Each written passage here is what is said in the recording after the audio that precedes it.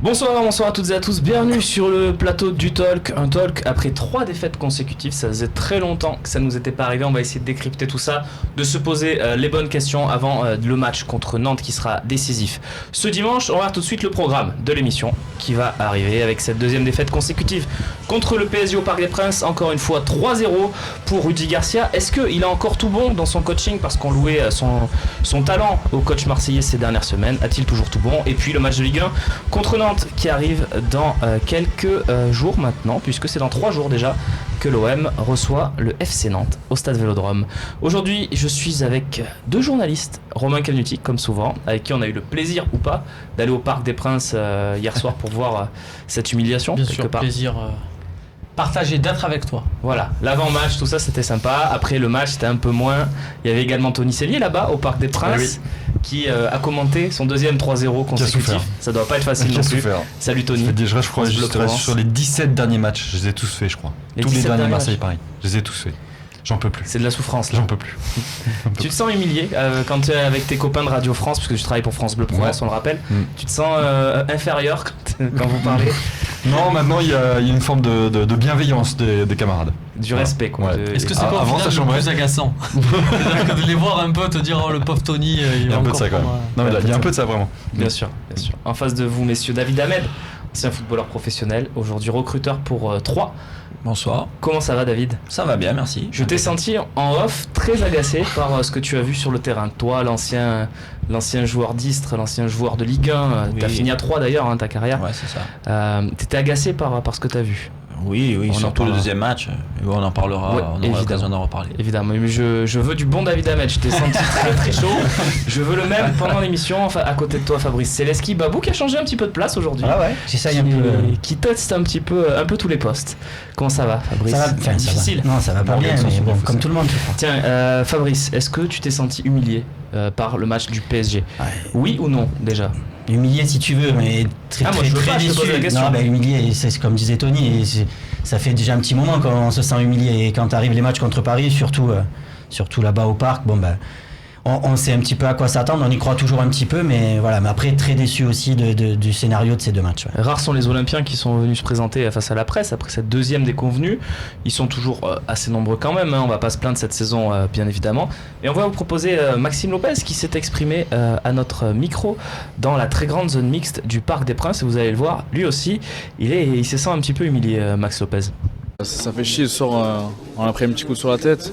Moi le premier, voilà, ça a été difficile ce soir. On avait fait une bonne première mi-temps et je perds ce ballon et on prend un but. Voilà, je prends la responsabilité pour le premier but. Voilà, c'est des petits trucs sur lesquels il faut que je bosse parce que là on a affaire au très haut niveau, donc on ne peut pas perdre des ballons comme ça.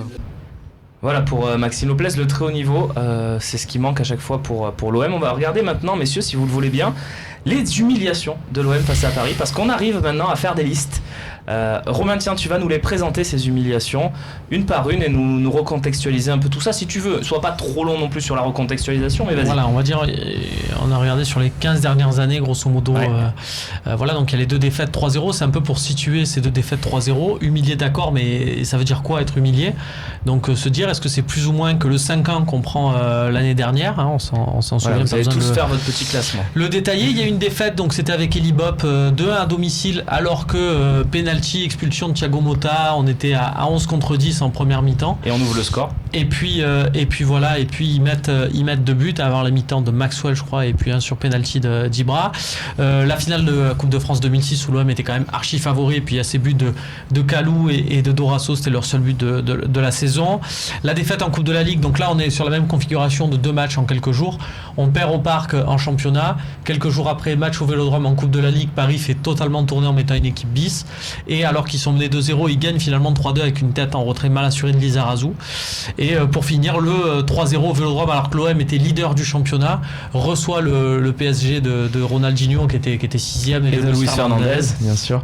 Et Ronaldinho, voilà, en feu, il gagne 3-0. Luis Fernandez annonce à la fin du match, tellement dans l'euphorie, bah tiens, je reconduis pas mon contrat. Tiens, Romain, on avait pris 3-0. Voilà, maintenant que tu nous les as présentés, on en a choisi 6. Fais-nous ton top 5, le tien. Et après, je vous demanderai à vous aussi votre top 5 dans cette liste de vos humiliations face au PSG. Top 5, c'est compliqué. Je vais top 3. Allez, top 3. Je vais peut-être te dire ce que je trouve plus humiliant et moins humiliant. Si tu veux, c'est peut-être plus simple. Comme tu veux. Je te dirais que, par exemple, la défaite de 2013, alors que tu gagnes 1-0 et que tu perds, pour moi, ça c'est quand même pire que cette saison, qu'au final ce score de 3-0 où le rapport de force était, parce que là tu le tenais, c'est vraiment, on dit souvent que le football c'est une affaire aussi de mental et tout, et on se disait surtout tu peux les battre si tu as un carton rouge, une expulsion, voilà, tout est possible dans le football, et là on a vu que même avec ça on n'y arrivait pas. Après peut-être de moins humiliant, je ne saurais pas te dire je ne vais pas te dire oui, peut-être la finale de la Coupe de France, parce que quelque part ça reste une finale, et encore tu dois pas faire ce genre de truc. Tony Cellier, toi qui les as évidemment les 3 plus humiliantes. Ouais, vas-y, donne-moi tes 3 plus humiliantes si tu veux. Ou fais comme Romain, tu nous dis c'est plus humiliant, moins humiliant. Ouais, pour moi, les 3 plus humiliantes, d'abord c'est les 2 à la maison, le 5-1 et le 3-0. Le 5-1 parce que c'est collectif et là t'existes pas du tout. Le 3-0 pour le contexte qu'a rapporté Romain, même s'il y a un joueur, je trouve pire le 5-1 parce que c'est vraiment une victoire collective.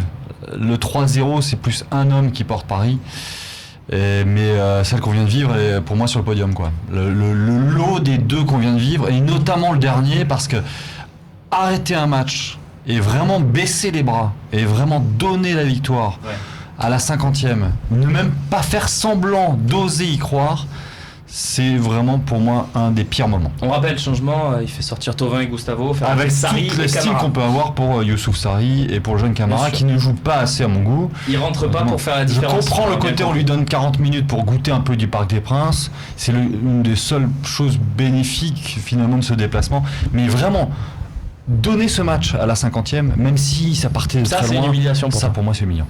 Babou, Fabrice, Celeski, tu les as évidemment tous vus. Ouais. Tu as souffert au moins 6 fois donc.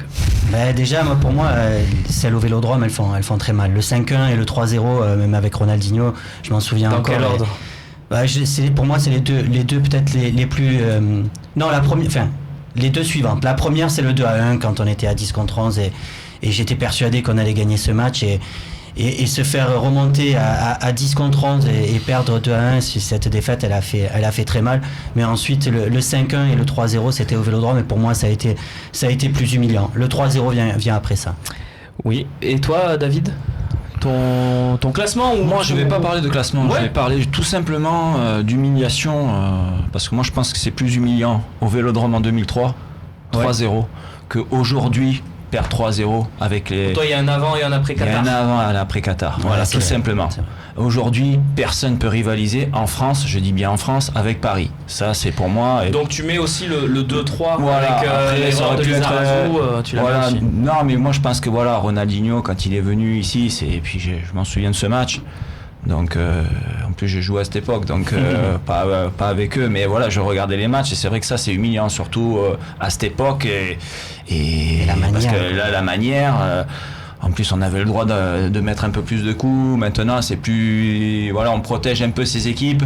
Et voilà, pour moi, les défaites, oui, certes, c'est des défaites de Marseille, contre Paris. Voilà, c'est notre derby et voilà, c'est vrai que c'est humiliant, mais c'est pas humiliant avec l'effectif qu'ils ont comparé au nôtre. Donc j'ai un peu noté tout ce que vous m'avez dit, messieurs. C'est marrant en fait, en écoutant la réaction de Tony par rapport au fait de donner le match quelque part à Paris en faisant rentrer Sarri et Camara. Encore une fois, c'est pas contre eux, mais tu sors Gustavo et Thauvin. C'est une attitude qui me fait dire que il y a quelques années, on avait reçu Pape Diouf sur ce plateau, on était tous les deux, Babou, tu t'en souviens.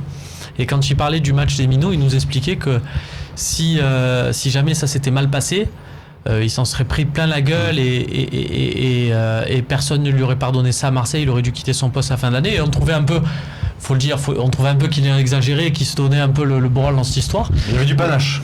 Mais au final, je trouve que c'est c'est pas totalement faux parce que si tu prends 6-0 parce sur que ce match, avec envoyer les minots et de dire voilà on voit ce qui se passe, c'est perçu comme une bonne décision au final parce qu'il y a eu match nul et parce que c'est héroïque, mais on le voit là quand tu fais rentrer, parce qu'on pourrait se dire aussi ce qu'a fait Rudy Garcia, c'est il a gâché la victoire du PSG alors qu'ils avaient gagné, il a envoyé les jeunes histoire de dire regardez votre victoire, c'est une victoire au rabais, et dans l'esprit du chambrage entre les deux, on pourrait se dire, j'ai bien on pourrait, c'est pas ce que je pense, mais on pourrait se dire tiens, au final c'est un peu dans la guéguerre, tiens voilà, on minimise le succès de Parisien, pourquoi pas, mais on voit au final que quand il n'y a pas le résultat, quoi qu'il arrive on a tort, c'est ça aussi dans le football. Donc si je vous suis messieurs, puisque j'ai un peu écouté tout ce que vous m'avez dit, le 1-2 quand même à domicile avec l'expulsion de Thiago Motta sur la faute sur Valbuena, l'ouverture du score, et puis cette réduction, ce retour, même cette victoire de Paris au Vélodrome, alors qu'on s'est dit, et ce soir-là je me souviens, on se dit tous, on les battra jamais.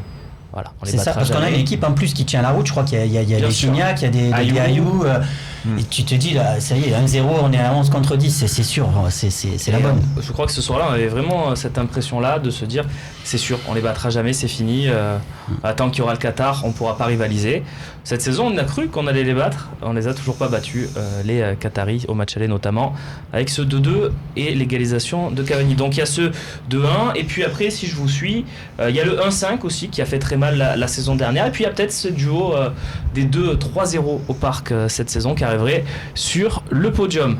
Tu voulais rajouter quelque chose, Fabrice? Tout ça quand même je trouve moins humiliant que la remontada contre Bien Fabrice, on va finir sur si ça. on fait aussi le tableau des humiliations parisiennes contre l'OM, c'est peut-être un peu, il y en a un peu plus. Il y en a aussi évidemment. Peut-être plus un peu dans le passé, pour être honnête. Quand les deux clubs étaient à égalité, quand ça pouvait rivaliser. Évidemment. Ou que Marseille était devant, à l'époque, les années 90. Ouais. On conclut là-dessus cette première partie un peu historique. Voilà, mais c'est bien aussi de faire de l'histoire, de savoir à quel point la fessée fait mal ou pas dans notre imaginaire collectif. On va parler de Rudy Garcia maintenant, on va parler un peu de concret dans cette émission.